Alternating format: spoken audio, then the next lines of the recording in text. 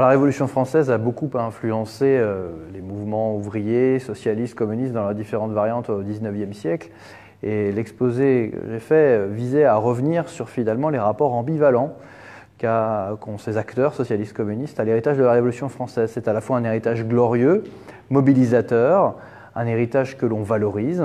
parce que, évidemment, au XIXe siècle, ceux qui veulent changer l'ordre social et politique, eh bien, pour eux, la Révolution française, c'est un précieux acquis, un héritage qu'il faut poursuivre, qu'il faut prolonger. C'est particulièrement le cas, évidemment, dans le cadre français. Mais en même temps, et de ce point de vue-là, les remarques critiques de Marx et d'autres socialistes sont intéressantes, c'est en même temps une révolution qui a été, pour beaucoup, trop étroitement bourgeoise, qui a frayé la voie vers un nouveau système, le système capitaliste. Une révolution qui, certes, a été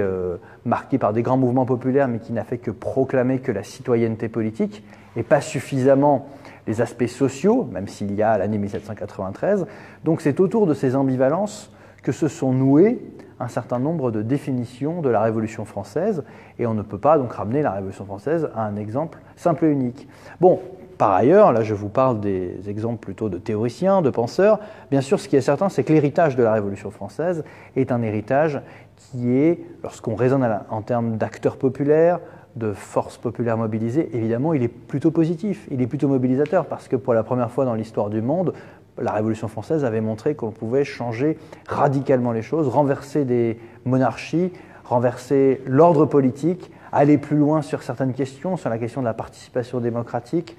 et même sur certains aspects sociaux, des choses avaient été esquissées. Donc des rapports ambivalents, donc ont les socialistes, communistes et toute une série de courants au XIXe siècle avec la Révolution française, mais globalement, donc, on se situe dans un prolongement. On veut continuer la Révolution française pour la prolonger, parfois pour la dépasser, mais en tout cas, ce qui est certain, c'est qu'elle n'a laissé indifférent personne, et on ne peut pas comprendre l'histoire européenne, l'histoire des contestations populaires, sans avoir en tête cet héritage.